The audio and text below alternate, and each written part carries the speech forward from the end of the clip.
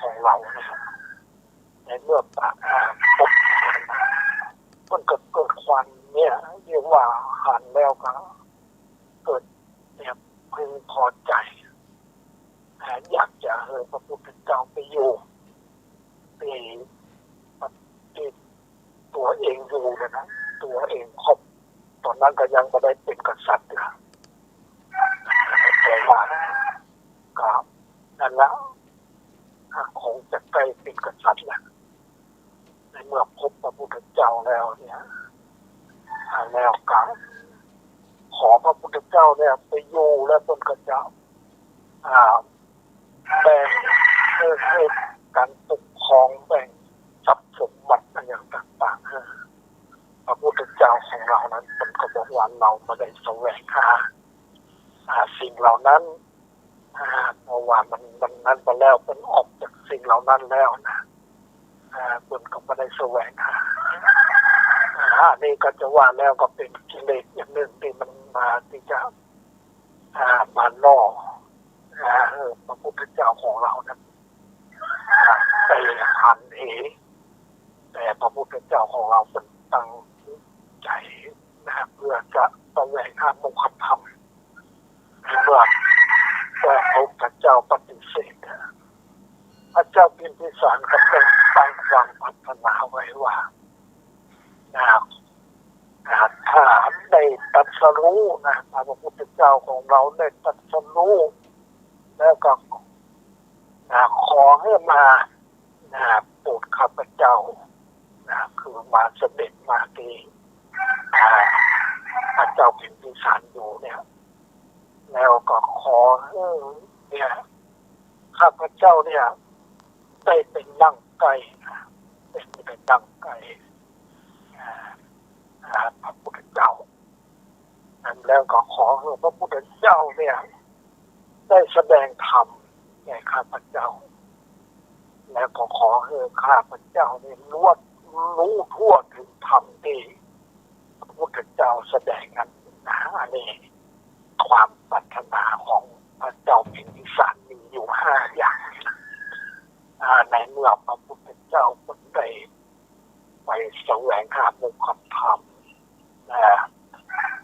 ได้ตรัสรู้แล้วนี่นะคนก็ได้เนี่ยโปรดเนี่ยก็เรียกว่าไปโปรดปัญจวัคคีย์แล้วก็ได้เนี่ยเป็นสาวกเป็นสักขีพยานแล้วก็มาแล้วก็โปรดพยัสสะโปรดเนี่ยโปรดสหายของพยัสสะในระหว่างที่อยู่ป่าอิสิปตนะมฤคทายอายวันนี่นะแล้วก็ออกจากหมายความว่ามันก็คงจะออกจากพรรษาแล้วนะก็จะเสด็จต่อไปละเสด็จต่อไปตอนนั้นมันก็ยังไม่มีการกำหนดเข้าพรรษาอย่างเดียวก็จะเสด็จต่อไปก็ไปพบภัททวัคคีย์ภัททวัคคีย์30 คนนะเนาะนี่ก็แสวงกันเรียกว่าไปแสวงเขาเรียกว่า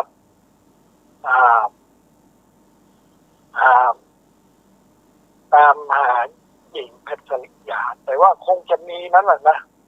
คงจะมีแต่ละคนก็คงจะมีนั่นแหละแต่คนนึงนะก็คงจะถูกหญิงเพชรยาเนี่ยเอาของอย่างไปนี่นะหรือว่าเนี่ย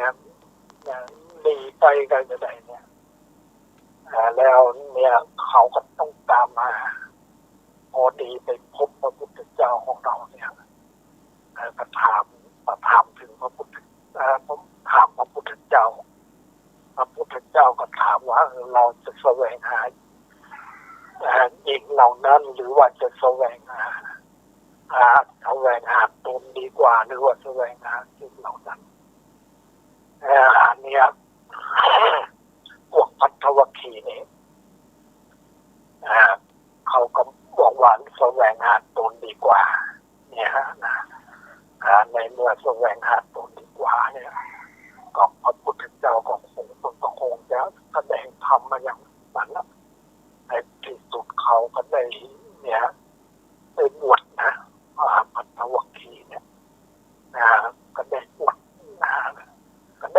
าวกมันยังเพิ่มขึ้นมาแถมแล้วก็ไปต่อไปก็ไปถึงสดิงสามพี่น้องเนี่ยมีบริวารคนที่แล้วก็มีบริวารอยู่500นะคนแบบเอาหมู่เนี่ยมีบริวารอยู่500น้องคนถัดมาก็มีบริวารอยู่300น้องถัดมานั้นก็มีบริวารอยู่200หมู่นี้ก็เป็นล้วนแต่เป็นฤาษีที่บูชาไฟเนี่ยไปเนี่ยยังบัดเองอันหันสัจจะความจริงเนี่ยกำลังหลงไหลบูชาไฟกันว่าจะเพราะว่ามันความมัวเมาอยู่นี่มันคือว่ามันยังไม่รู้ว่าพูดถึงแล้วเนี่ยมันยังไม่รู้พอดีเนี่ยเมื่อพระพุทธเจ้าของเราไปเนี่ยเขาไปขออาศัยพักอยู่นี่นะแล้วเนี่ยในที่สุดแล้วก็พระพุทธเจ้าก็เดินดีกันนึกใจว่าพระพุทธเจ้าบ่มีอย่างนั้นนะเพราะว่าพระพุทธเจ้านี้ก็เนี่ยมันมีสำคัญอย่างแล้วนะเขาก็นึกเลยว่าของเขานั้นสำคัญนะพระพุทธเจ้าก็แสดงฤทธิ์เนี่ยคือว่าจับพญานาคที่เขาบูชากันนะใส่บาตรใส่อย่างดูเนี่ยเขาหันแล้วเนี่ยเขาก็เนี่ยเรียกว่ามันใครๆมันในการตีตัวเองเนี่ยทำไปนั่นทำผิดไปนั่นนะก็เรียกว่ามันมาเป็นแกนเป็นสารนี่ก็เลยเนี่ยว่าเอาแล้วลอยสิ่งเหล่านั้นไปเนี่ยละบริคารต่างๆเนี่ยลอยไปขอบวชต่างบริวารถึง500เนี่ยนะพระพุทธเจ้าบวชกันได้เนี่ยบริวารในสาวกแห่งแล้วก็ไปถึงน้องคนที่2ก็มีอาหารบริคารของพี่ก็ว่าก็ต้องว่ามันเกิดอะไรอย่างขึ้นเนี่ยเนาะเขาก็ต้องไปตามหาพี่กันก็ไปบวชบริคารคนสุดท้ายก่อนกันแล้วผ่านบริคารลอยไปแล้วไปบวชปีพี่ชายเนี่ยในที่สุดก็เป็นสาวกพระพุทธเจ้าหมดเนี่ยแล้วกันพระพุทธเจ้าก็คงจะเด็ดไปโปรดเรียกว่าไปเนี่ยที่เรียกว่ามคธนะที่พระเจ้าพิมพิสารอยู่เนี่ยพระเจ้าพิมพิสารเนี่ยก็มีบริวารมีนั่นอยู่12นาหู12นาหูหนึ่งก็เป็นเบอร์นาหูหนึ่งก็นับวันก็เป็นหมื่นนะ12นาหูก็เป็นแสนนะ120,000ละนี่มันจะน้อยเลยนะก็เจ้าไปแล้วก็เนี่ยได้แสดงธรรมว่าแสดงธรรมก็คงจะแสดงธรรมเนี่ยอนุบุพิกถาเนี่ยนะและอริยสัจสี่เนี่ยพระเจ้าพิมพิสารพร้อมด้วยบริวารเนี่ย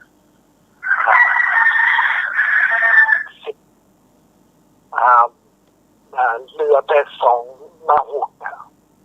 เหลือว่า2นาหูแล้วก็คง20,000แล้วก็ได้ดวงใจทำเพียงแต่ตั้งอยู่ในแต่ละคือถือพระพุทธธรรมพระสงฆ์เป็นสรณะแล้วการได้ดวงตาเห็นธรรมเนี่ยดวงตาเห็นธรรมเนี่ยก็นับว่าเป็นเรื่องที่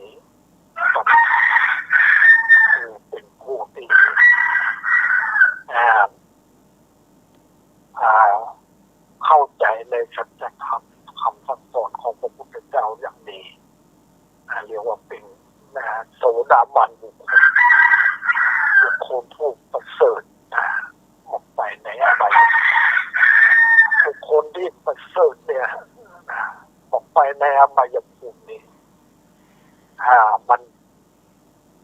จะต้องละอย่างไรจะต้องละกิเลสอย่างไร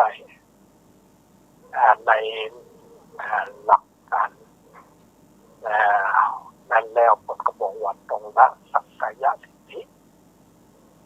สักกายในตัวของตัวเองแต่บางทีเรายังว่าเข้าใจในตัวของตัวเองก็ได้ศึกษาในตัวของตัวเองมันได้ใครควรในตัวของตัวเองเราก็ไปถือว่าเป็นตัวเราของเราอันนี้เป็นความยึดถือความเป็นตัวเราของเราเนี่ยถ้าว่าเราศึกษา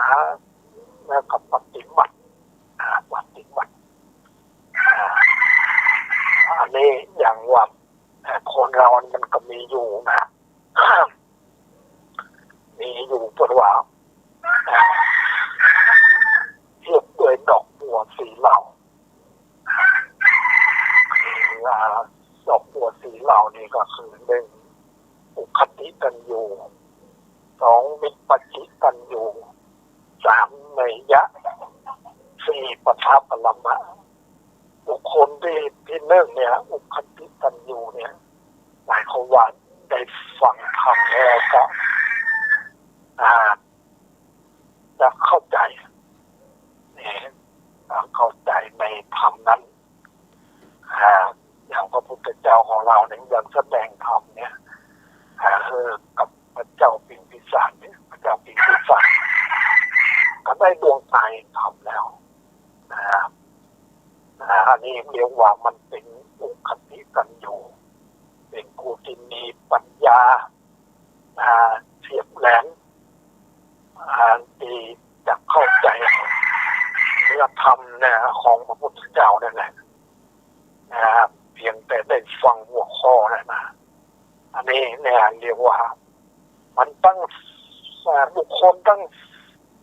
10 ราหุนะ10 ราหุก็เป็นแสนนะคนเป็นแสนในดวงตาเห็นธรรมอันนี้ผู้ที่จะในดวงตาเห็นธรรมนั้นทันวันละซึ่งสักกายทิฏฐิเนี่ยอันนี้เราจะต้องศึกษาโน้นมาต้องศึกษาดูว่าสักกายทิฏฐิเป็นยังไงถ้าเรามาเข้าใจเนี่ยเราก็ว่ามันเป็นตัวตนมันสำคัญว่าเป็นตัวเราของเรานี่นะอันนี้เรื่องนี้นะมันก็ต้องมันอยู่ถ้าอาศัยผู้มีจิตศรัทธาเลื่อมใสอย่างเรายังเป็นจิตปฏิปันอยู่คือว่าจะต้องมันอยู่จะต้องขยายข้อความหัวข้อทำให้มันนั้นเข้าไปเขาว่าดวงตาเห็นธรรมนี่ยังอันยังไม่เข้าใจด้วยก็จะต้องฝึกฝนอยู่เนี่ยเรียกว่าฝึกฝนอบรมเนี่ยเรียกว่าอบรมเนี่ยต่อไปก็จึงจะรู้จะเข้าใจเนยยะนี่ก็ต้องนั้นลงคำนั้นก็ทำนั้นไปนะไอ้ยานี่จะต้องเพียงแต่ชี้แจงหัวข้อแล้วยังไม่เข้าใจด้วยก็จะต้องเนี่ยลงทุนฝึกฝนจนนั้นนะครับจึงจะเข้าใจแต่อันนี้นะครับเนี่ยอย่างผู้ที่ปฏิบัติเนี่ยฝึกฝนเนี่ยต่างๆเนี่ยนะในรับกรรมฐานก็ดีเนี่ยเมื่อตัวนี้ก็ได้ไปที่แม่แตงก็ได้ไปพอดีพอหลวงกรมทรัพย์ก็โทรมานิมนต์บอกว่า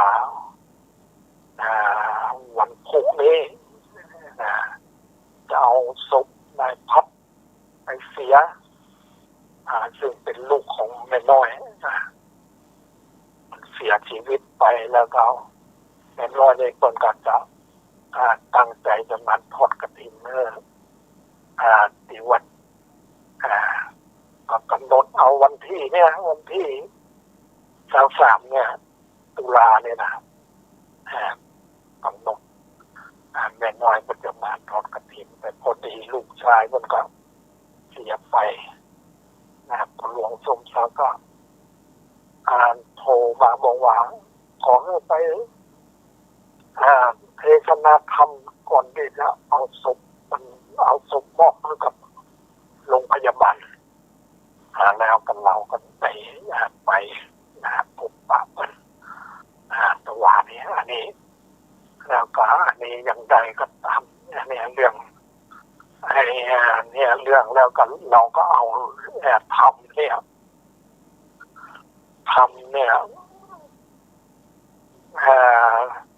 ที่ว่าทำในอมตะปัญหานะในกล่าวทำอมตะปัญหาหรือทำเนี่ยอันนี้ส่งศพว่าได้บางทีก็ว่าทำอันนี้ส่งศพบางทีก็ว่าบางนั้นก็ว่าทำอมตะปัญหาอมตะปัญหาคือปัญหาที่มันตายนะนี่ก็มีไว้ตัวนี่ก็ได้กล่าวเนี่ยวันนับนะเพราะว่าเปิดเวลาอยู่15 นาทีได้กล่าวว่าเนี่ยคือว่าทำอมตะปัญหาเนี่ยก็คือมีพระเถระพระเถระพระเรียกว่าพระพระอาการละอย่างที่ว่ากันละเนี่ยจำไม่ได้นะแต่ตอนจะไปเนี่ยตอนจะออกจากเมืองออกจากเวรุวันนะจะออกจากเวรุวันจะไปเมืองสาวัตถีเนี่ยก่อนที่จะไปนี่ครับมันก็ให้รับกรรมฐานไปก่อน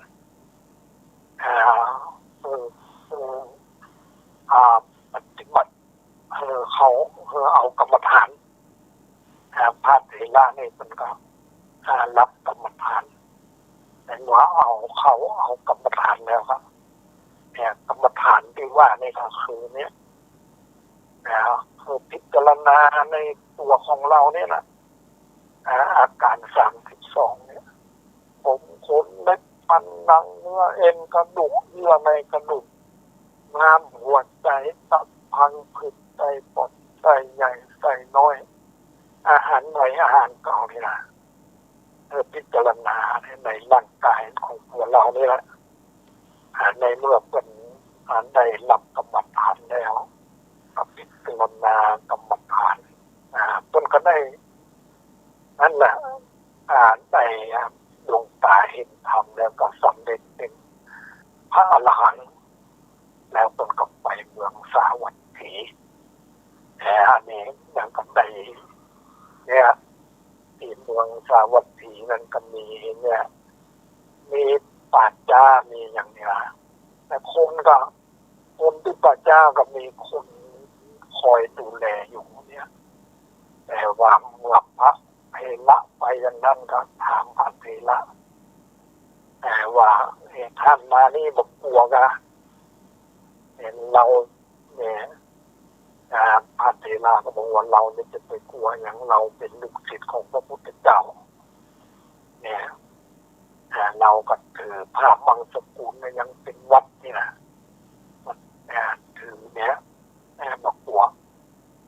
แมว2 คนผัวเมียกันเนี่ยเรียกว่ามีความเลื่อมใสนะมีความเลื่อมใสลูกศิษย์ของพระพุทธเจ้าเนี่ยนี่นะอันนี้เป็นเรื่องราวของในธรรมอมตะปัญหาแล้วก็ปัญหานี้ต่างๆเนี่ยก็คือว่าเรื่องเนี่ยปัญหาต่างๆมีนั่นต่างๆเนี่ยปัญหาต่างๆนะที่เป็นได้บอกไว้เนี่ยเป็นเนี้ย มาผูกคอเอาเชือกมาผูกเท้าเอาเชือกมาผูกมือเนี่ยอันนี้ก็เป็นปัญหานี่เป็นปัญหาแล้วก็เนี่ยเอาเวลาเนี่ยไปส่งศพแล้วแต่เวลากลับมาเนี่ยเวลากลับจากการส่งศพแล้วต้องมาเฮือนเหลียวหลังเนี่ยมาเฮือนเหลียวหลังเนี่ยคนเมื่อคนเก่าๆนี่ก็ย่อมจะเชื่อมีความเชื่ออยู่ว่ามันว่ามันดีก็บอกวันเหลียวหลังแต่วันเหลียวหลังนี่หมายความว่ามันไปยินดีนะไปยินดีในการเวียนว่ายตายเกิดนะอย่างว่าเราคนเราเนี่ยมันก็ความเป็นห่วงอะไรซึ่งกันและกันนี่แหละมันยังมีอยู่นะแต่ว่ามันสอนว่าอย่างนี้เป็นว่าหมายความว่ามันนั่นไปแล้วพักไปแล้วก็พักไปต้องไปนั่นมาแล้วไม่ต้องไปยึดไปนั่นมาแล้วนี่คือว่าการเหลียวหลังเนี่ยก็บอกยินดีในการเวียนว่ายตายเกิดนี่แหละแล้วเอาศพเวียนรอบกองปอนเนี่ย3 รอบเนี่ยมันก็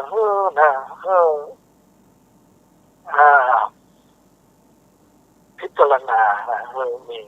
พิจารณาอย่างรอบที่1ก็ว่า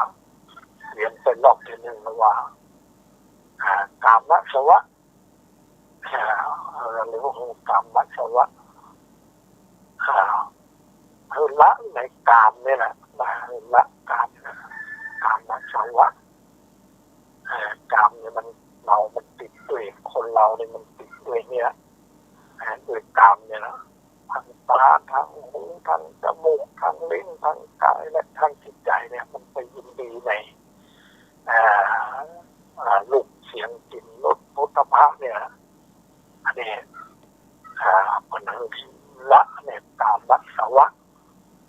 รอบที่2ก็เรียกว่าละมันนึกถึงว่าภาวะสวะเป็นติดอยู่ในภพมันเป็นติดอยู่ในภพเนี่ยคือว่าภพเนี่ยบางทีอย่างคนเราเนี่ยบางทีนะตายไปกับปรารถนาจะเป็นนั่นเป็นนี่อยู่นี่นะความปรารถนาของคนเราเนี่ยมีมากมายแต่เรียกว่าเนี่ยเรียกว่าภาวะสวะปรารถนาจะจุดเป็นอย่างนั้นอย่างนี้อะไรสารพัดเนี่ยปัญหาของคนเราเนี่ยมันเนี่ยเป็นว่านัตถิปัญหาสมานาทีแม่น้ำนี่จะสเปรย์ด้วยปัญหาก็มีนะปัญหาของแม่น้ำเนี่ยอย่างน้ำทะเลเนี่ยมันยังมีนะมันยังมีขอบเขตอยู่ตรงนั้นตรงนี้แต่ปัญหาของคนนั้นมันมากกว่านั้นเกินกว่านั้นต่อมูจะพอเรียกว่าโมจะพอแค่นั้นตัววันนัตถิปัญหาสมานาทีนะแม่น้ำปัญหาวันนี้เนี่ยของปัญหาของคนเราเนี่ยแนมมากมายมีเท่านั้นก็บ่พอมีเท่านี้ก็บ่พอเนี่ยนะอันนี้เนี่ยเรียกว่าอันนี้บางทีกันเนี่ยเรียกว่ารอบที่2เป็นภาวะสวะมันตัดภพมาแล้วมันต้องพัฒนาละเพราะว่ามันเป็นการตุกอย่างตุกเท่านี้กับเพียงนั้นแล้วมากมายอยู่แล้วอันนี้แล้วก็อันนี้ภาวนาว่าภาวะสวะคือมันจบสิ้นกันไปรอบที่3ก็ว่าอวิชชาสวะที่มันเกิดขึ้นเนี่ยเพราะว่ามันรู้ถ้ามีวิชาที่แล้วมันก็จะทำให้เราเนี่ย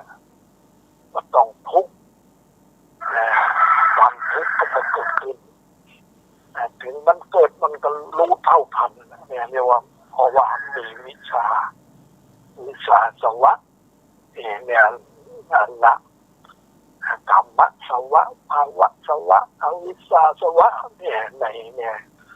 ในการเวียนว่ายตายเกิดของคนเราเนี่ยอันนี้เป็นอมตะธรรมนะเป็นอมตะปัญหาแล้วก็อันนี้นะที่ว่าเป็นเกี่ยวหลังก็ดีเป็นเวลาเป็นไปส่งศพแล้วก็เ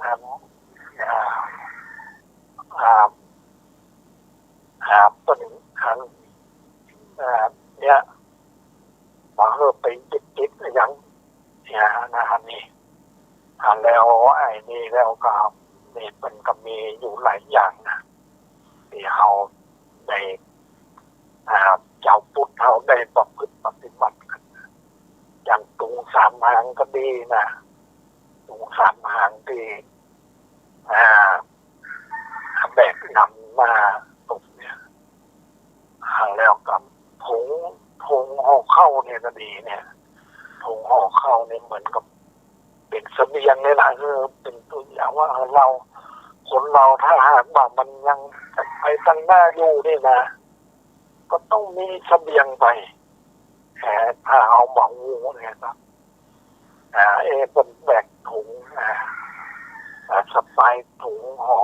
สบายถุงแล้วก็เอาเข้าอันยังแต่ในถุงแล้วก็แบกถุงสามทางไปเนี่ยอันนี้ก็เพราะต้นเหตุเป็นปัญหาคือว่าถุงสามทางนี้ครับมันว่าต้องเอาคนเราต้องเอาเนี่ยนำหน้าชีวิตของเราเนี่ยก็ต้องเอาพระพุทธเจ้าพระธรรมพระสงฆ์นี่แหละนั่นนำหน้าเนี่ยว่าตุงสามหางนี่นะแล้วก็ถุงห่อเข้านี่ครับเนี่ยเรียกว่าปัจจัยทั้งสี่เนี่ยเอาจากเอาไปตัวได้ก็ต้องมีกัน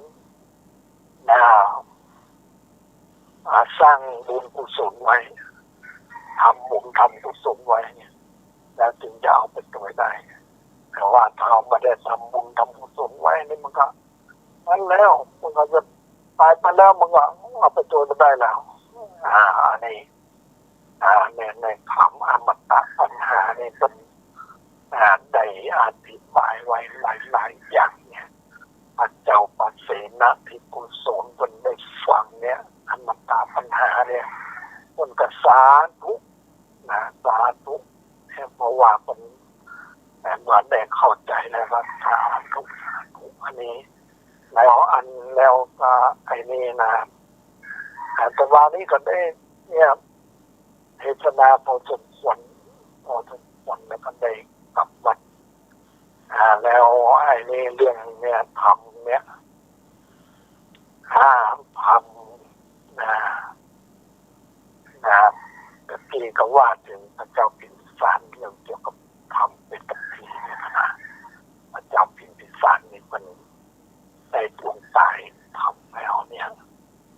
เป็นบุคคลที่ประเสริฐเป็นมหากษัตริย์ที่ประเสริฐบุคคลที่จะประเสริฐนั้นจะต้องละซึ่งเนี่ยอย่างว่าเนี่ยนะสังโยชน์เนี่ยสังโยชน์คือสิ่งที่ผูกสัตว์ไว้ตึงสัตว์ไว้มีสักยะทิฏฐิความเห็นว่าตัวเราของเราเนี่ยถ้าหากว่าบันไดคนเราเนี่ยมันยังว่านี่นะอย่างอีสานเนี่ยในเมื่อฟังธรรมเราก็ได้ดวงตาเห็นธรรมนะอันนี้เป็นเพราะว่าเป็นด้วยบุญด้วยกุศลเพื่อเป็นก็ตั้งความปรารถนาไว้เนี่ยนะตั้งความปรารถนาไว้ได้ฟังแล้วก็ได้ดวงตาทุกคนเป็นจำนวนหมื่นจำนวนเป็นแสนเนี่ยนะจำนวนเป็นแสนดวงตาทำอะไรนะเพราะว่ามันได้สะสมบารมีมา อันนี้เรียกว่าปุคติตันยูนะคนที่มีเรียนเหมือนกับดอกบัวที่จะคอยรอรับแสงพระอาทิตย์นะมันต้องเพียงแต่ฟังคำแล้วก็ได้ดวงตาเห็นธรรมแล้วอันนี้เรียกว่าปุคติตันยูวิตติตันยูนั่นก็เรียกว่าบุคคลประเภทที่สองเนี่ยดอกบัวประเภทที่สองจะต้องอธิบายขยายเนื้อความนี่คือว่ายังมารู้นะฟังธรรมแล้วยังมารู้เนี่ยจะต้องเนี่ยเอามาค่อยทวนเอามาพิจารณาเนี่ยขยายเนื้อความมายังเนี่ยจึงจะรู้อะไรเรียกว่าวิปัสสิตันยูในยะนี่ต้องฝึกฝนเราจะต้องฝึกฝนเราจะเข้าใจพระพุทธศาสนาต้องทดสอบนั้นด้วยกันเนี่ยฝึกฝนอย่างจะมีการฝึกฝนเนี่ยนะมีการเข้าเรียกว่าเข้าปฏิบัติเรียกว่าปฏิบัติวิปัสสนานี่เป็นตัวนะปฏิบัติเขาว่าเรียกว่าปฏิบัติเสียก่อนนะปฏิบัติเสียก่อนจึงจะเป็นวิปัสสนาถ้าไม่ได้ปฏิบัตินี่มันเป็นวิปัสสนาพอวิปัสสนาเนี่ยหมายความรู้แจ้งเห็นจริงในร่างกายของเราได้อย่างได้รับกรรมฐานไปแล้วก็ต้องฝึกฝนด้วยกันเนี่ยในอิริยาบถสี่เนี่ยนะการยืนการเดินการนั่งการนอนเนี่ยอิริยาบถสี่เนี่ยจะต้องมาอยู่ฝึกฝนอย่างผู้ที่จะเข้าฝึกฝนเนี่ยแหละอันดับแรกเนี่ยก็จะต้องถ้าเป็นคฤหัสถ์เนี่ยก็จะต้องถืออุโบสถศีลรับอุโบสถศีลต้องเนี่ยถือศีลแปดถือศีลแปดนี่ก็ศีลห้าเรามันอยู่แล้วมีอยู่แล้วเขาเพิ่มศีลแปดขึ้นมาแทนคือข้อที่สองเนี่ยข้อที่สามเนี่ยนะกาเมเนี่ยยังเป็นอภมจริยาในการปฏิบัติการประพฤติพรหมจรรย์รักษาพรหมจรรย์นี่อภมจริยาเนี่ยรักษาพรหมจรรย์มาครับแล้วเนี่ยแล้วก็เพิ่มข้อที่นั่นแทนวิกัลโภชนาเนี่ยวิกัลโภชนาก็มาฉันรับเป็นบางทีก็เป็นอย่างฉันหรือวันรับประทานเนี่ยรับประทานเพียงแต่มื้อหรือสองมื้อเท่านั้นมาเกินสองมื้ออย่างเวลาพระอาทิตย์บ่ายไปแล้วก็ฉันมาได้แล้วนี่ศีลแปดนี่นะวิกาลโภชนาเวรมณีนี่ต้องรับเพิ่มนะนัจจคีตวาทิตะวิสุกะขันชนะมาลาคันทะวิเลปนะธารณะเนี่ยอันนี้ก็รับได้ข้อที่เจ็ดเนี่ยมาลาการตกแต่งด้วยของหอมอย่างต่างๆนี่นะมาลาคันทะวิเลปนะธารณะนะ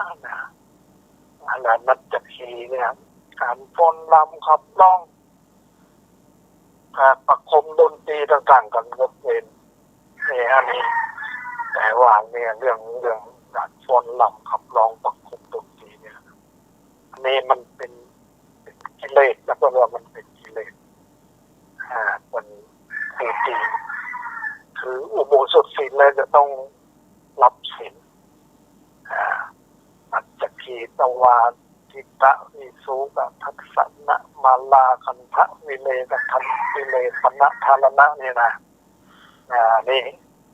อุโบสถศีลนี่นะเรื่องการรักษาศีลนี่นะมันต้องนั่นเพิ่มขึ้นมาได้อันนี้เพื่อที่จะบรรประดับตกแต่งในร่างกายของตัวเรานี่แหละปัญญาหันความจริงของในตัวของเราจะไปประดับประดาให้มันนั้นว่าแต่มันสวยมันงามอย่างนั้นอย่างนี้แต่ว่ามันก็นั่นอยู่แต่มันก็ตรงนั้นอยู่ตรงนุ่งตรงห่มมันยังอยู่แต่ว่าแบบประดับให้มันสวยมันงามเนี่ยอันนี้เรียกว่านับจักรีการฟ้อนรำขับร้องประคมดนตรีเนี่ยกับตรงนั้นละการบางทีเนี่ยเราก็มักจะชอบฟังเสียงเพลงเสียงอย่างต่างๆแต่ว่าเสียงเพลงบางทีมันก็นั่งอยู่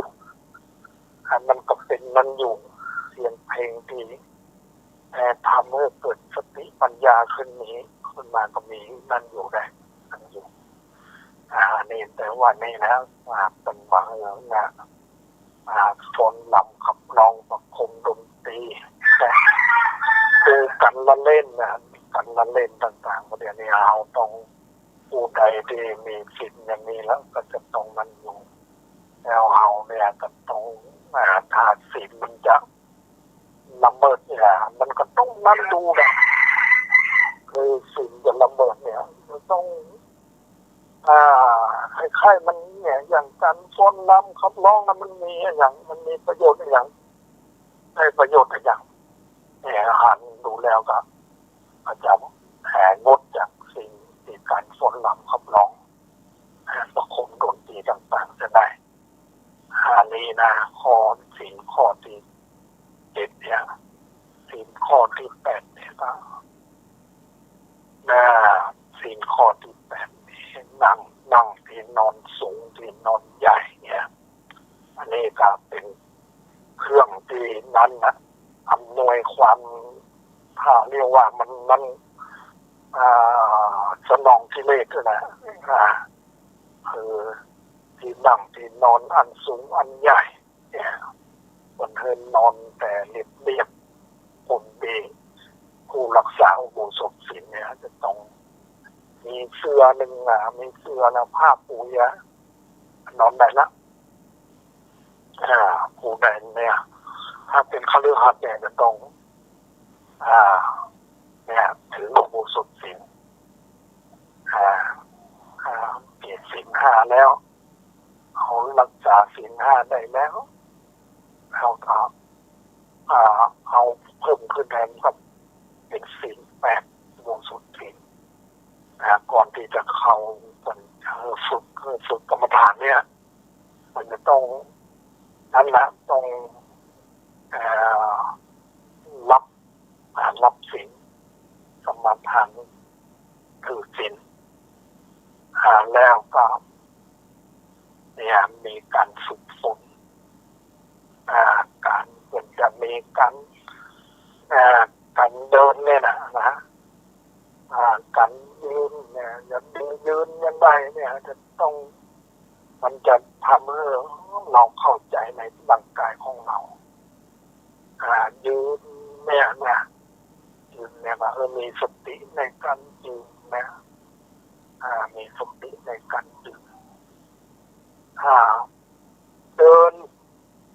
เวลาเดินก็มีสติในการเดินเวลานั่งก็มีสติในการนั่งเวลานอนเนี่ยคือมีสติในการนอนไม่ใช่นอนเนี่ยต้นเรื่องการนั่นก็เรียกว่านอนมีเท้าเหลื่อมเท้านอนตะแคงข้างมีเท้าเหลื่อมเท้า เรียกว่าสำเร็จสี่ห้าสี่อย่างอันนี้นะมันนอนมันเป็นนอนอย่างเนี้ยไปนอนด้วยความสะดวกนั้นความสะดวกสบายทางกิเลสของเราก็ไม่ได้อันนี้ทางเราเนี่ยได้ฝึกฝนแล้วเนี่ย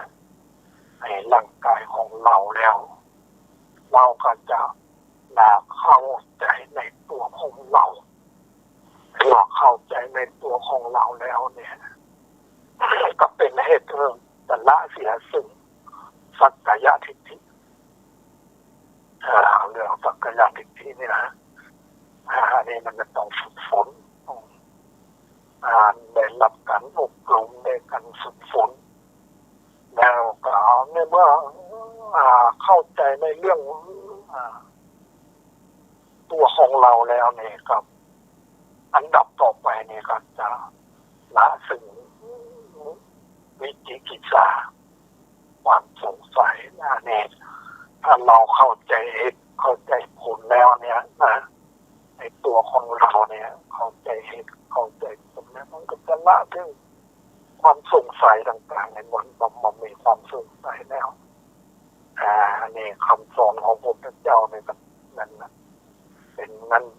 มันดีจริงๆเอามาได้ฝึกฝนเอามาได้รับการอบรมเนี่ยเราก็บอกอาจจะมาเข้าใจนั่นเองเราจำเป็นที่จะต้องมีการฝึกฝนอบรมเนี่ยจะนั้นอยู่จึงจะเข้าใจในการจัดทำคำสั่งสอนขององค์สมเด็จพระสัมมาสัมพุทธเจ้าละสิ่งสักกายทิฏฐิละวิจิกิจฉาละศีลปัตตปามาสนะศีลปัตตปามาสนี่ครับมันได้ไปยึดว่าหมายความว่าคือศีลแบบคือศีลพจน์นะคือศีลแบบรูปคำศีลหรือว่ารูปคำศีลถือท่องมาถือท่องเนี่ยนะแล้วก็หรือว่าไปถือยึดเอาสิ่งต่างๆที่นอกตัวเราเนี่ยแบบรูปคำศีลเนี่ยมาได้ถือศีลอย่างจริงๆจังๆอันนี้เรียกว่าศีลปัตตปามาสถือศีลพจน์แบบว่าใครถูกต้องในนั้นจะวันแล้วครับเนี่ยฉะนั้นเนี่ยอันดับ3นี้ก็สังโยชน์ที่3ก็คือศีลปัตตปามาสไม่ได้ไปยึดถึงนั่นถึงนี้มันโดนมันอันเราเนี่ยนะบางทีเราก็ไปอ่อนวอนอย่างนั้นอย่างนี้เนี่ยนะมันเป็นจริงมันเราจะไปรับผลหรือไม่ได้รับผลอย่างเนี้ยมันอยู่ที่ตัวของเราที่ปฏิบัติถูกต้องแล้วหรือยังนะอันนี้ทางบุคคลนี่ในบุคคลที่ละสังโยชน์3 ข้อนี้ไปกันเรียกว่าจะไปแต่ความพ้นทุกข์ความดับทุกข์อันนี้นะเป็นเรื่องราวที่เราจะต้องศึกษาเอามาพิจารณา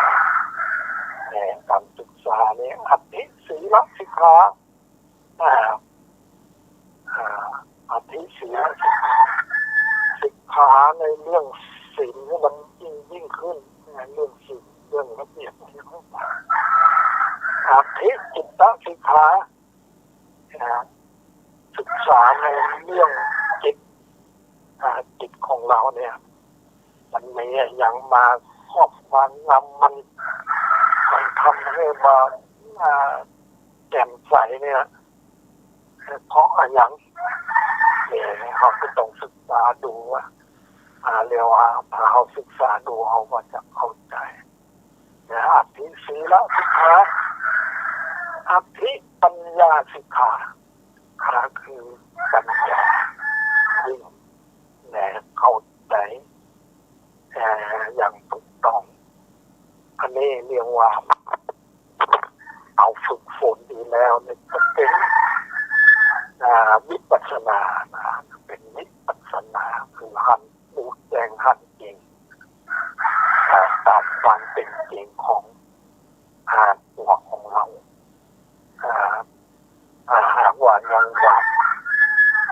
รู้แจ้งเห็นจริงนะปล่อยให้กิเลสเข้าครอบงำแล้วก็เรียกว่ามันกระดันโยงมันมาเป็นวิปัสสนาแล้วมันเป็นวิปัสสนูปกิเลสเป็นวิปัสสนูปกิเลสอันนี้เป็นว่าอย่างนี้นะอย่างใดก็ตามเนี่ยเรื่องการประพฤติปฏิบัติเนี่ยแล้วก็เราเนี่ยบางทีก็บ่มีทุนในก็เข้าของสมบัติบ่มีทุนเท่าใดก็มาลงทุนด้วยกันประพฤติปฏิบัติเนี่ยมาลงทุนด้วยกันประพฤติปฏิบัติยอมตัวตนเพื่อมาศึกษามาตั้งอยู่ในสิ่งข้อวัดปฏิบัติอันดีงามแล้วเนี่ยถ้าเรารู้เราเข้าใจแล้วเนี่ยมันก็จะแผ่กุศลกับบุคคลงานต่างๆที่จะเป็นญาติพี่น้องจะเป็นบิดาบรรดาครูบาอาจารย์ต่างๆที่เป็นมีอุปการะคุณต่อเราเนี่ยมันก็แผ่ไปได้แผ่บุญแผ่กุศลไปได้จะเป็นญาติพี่น้องก็เนี่ยนี่ในธรรมเนี่ยในธรรมนะอภิธรรม7 คำปีเนี่ยนะก็ได้กล่าวไว้นะถ้าเราเนี่ยบุคคลเนี่ยถ้าเราเข้าใจในร่างกายของเราอย่างถูกต้องแล้วเนี่ยก็ได้หนทางเนี่ยมันว่าได้หนทางเนี่ยคือมรรคมีองค์8เนี่ยได้หนทางมรรคมีองค์8หันทางถูกต้องแล้วเนี่ยสัมมาทิฏฐิเห็นชอบสัมมาสังกัปปะดำริชอบสัมมาวาจชอบสัมมากัมมันตะการงานชอบสัมมาอาชีวะเลี้ยงชีวิตชอบสัมมาวายามะเพียรชอบเพียรชอบนี่แหละไม่บรรละความพยายามนะเพียรชอบนี่บรรละความพยายามมันทอดทิ้งความพยายามคือละอย่างละบาปอกุศลต่างๆเลยพยายามละเห็นมันละแล้วเนี่ยมันยังเอาละแล้วเนี่ยมันจะเกิดขึ้นมานะมันก็ต้องเพียรระวังต้องเพียรระวังมันจะเกิดขึ้นมาทางไหนโดยมากมันก็จะเกิดขึ้นเนี่ยในทางเนี่ยอายตนะภายในของเราทางตาทางหูทางจมูกทางลิ้นทางกายและทางจิตใจของเราเนี่ยนะมันแต่ละมันจะเกิดขึ้นอย่างนี้ละเขาก็ต้องมีเพียรระวังแล้วก็พยายามระวังแล้วเพียรกุศลเกิดขึ้นนะพยายามเอากุศลเนี่ยเอาความดีเนี่ยมามันให้มันเกิดขึ้นแล้วเพียรรักษากุศลมันไว้เพียรรักษาความดีมันไว้อันนี้เป็นความเพียรชอบมันประกอบเรื่องนี้ในตนในมันว่านะอันนี้สัมมาวายามะเพียรชอบเพียรให้กุศลเพียรละเพียรระวังเพียรให้กุศลเกิดขึ้นเพียรรักษากุศลที่เกิดขึ้นแล้วบ่ให้เสื่อมเนี่ยนี่สัมมาสติเนี่ยสัมมาสติระลึกชอบเนี่ย ระลึกชอบมันระลึกอย่างใดจึงเป็นวันระลึกชอบเนี่ยส่วนวันระลึกถึงเนี่ยระลึกทั่วไปในกายของเรานี่ล่ะ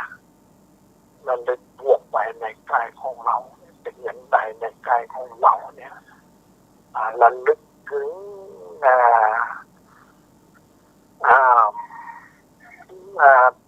เราทำกุศลเล็กๆน้อยๆก็ระลึกถึงแม้แล้วจิตใจมันก็จะไปติดในกุศลเหล่านั้นระลึกหรือว่าเทวตาระลึกถึงบุคคลที่ทำเป็นเทวดาเนี่ยทำบุญทำที่ทำเป็นเทวดาเนี่ยบางทีเราจะเราทำบุญกับบอกว่าแผ่พายไปถึงเทวปุตรเทวดาเนี่ยนะคุณเนี่ยเรียกว่าคุณทำที่จะทำให้เป็นเทวปุตรเทวดาคือเนี่ยอิริความละอายต่อบาปอุตตปะความเกรงกลัวต่อบาปนั่นเองนะเทวธรรมของเทวดาเนี่ยถ้าเรามีเนี่ยโลกของเราเนี่ยมีอิริความละอายต่อบาปอุตตปะความเกรงกลัวต่อบาปเนี่ยอันนี้เป็นวัดเป็นธรรมดีคุ้มครองโลกนะโลกเขาจะมีความอยู่เย็นเป็นสุขใจก็เพราะเรามีธรรมอย่างเนี้ยมีเทวธรรมของเทวดาหรือว่าธรรมที่ทำให้คุ้มครองโลกเขาจะอยู่เย็นเป็นสุขใจก็ต้องมีเทวธรรมของเทวดาอันนี้หลังสัมมาสติระลึกชอบสัมมาสมาธิ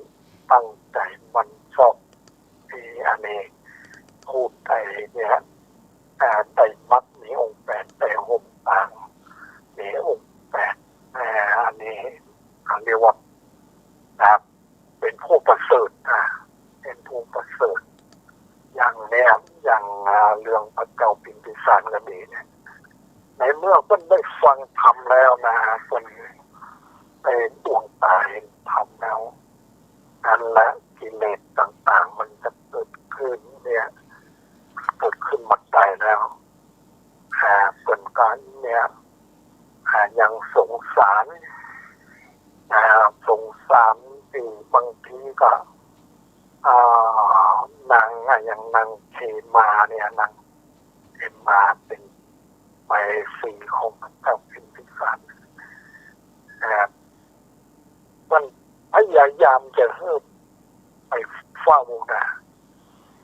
เสนาอามาตย์ต่างๆทำที่กลับไปหาพระพุทธเจ้าเนี่ยหาพิธีต่างๆเนี่ยเอาสิ่งที่ต่างๆมาลวงนางจะเข้าไปหาพระพุทธเจ้านางก็ในเมื่อหันสิ่งนั้นอย่างนั้นก็อยากจะไปเนี่ยมาไปครับไปพบพระพุทธเจ้าเขาพระพุทธเจ้าก็รู้จิตใจนางในที่สุดนางก็ได้เข้าใจสัจธรรมวันนี้ก็ได้เทศนามาได้กล่าวธรรมมาก็พอสมควรก็เวลาขออนุโมทนากับท่านพระครูสวัสดิ์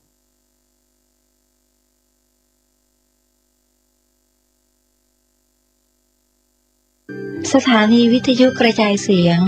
FM 104.5 เมกะเฮิรตซ์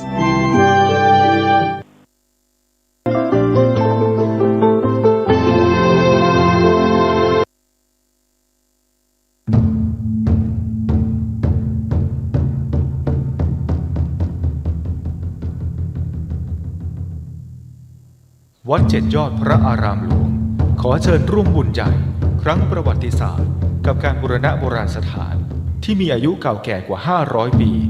เป็นวัดที่พระเจ้าติโลกราชกษัตริย์ล้านนาแห่งราชวงศ์มังรายทรงสร้างขึ้นและยังเป็นสถานที่สำคัญในการทำสังคายนาพระไตรปิฎกครั้งที่8ของโลกซึ่งการบูรณะในครั้งนี้วัดเจ็ดยอดพระอารามหลวงร่วมกับสำนักศิลปากรที่7เชียงใหม่กรมศิลปากรได้จัดให้มีการบูร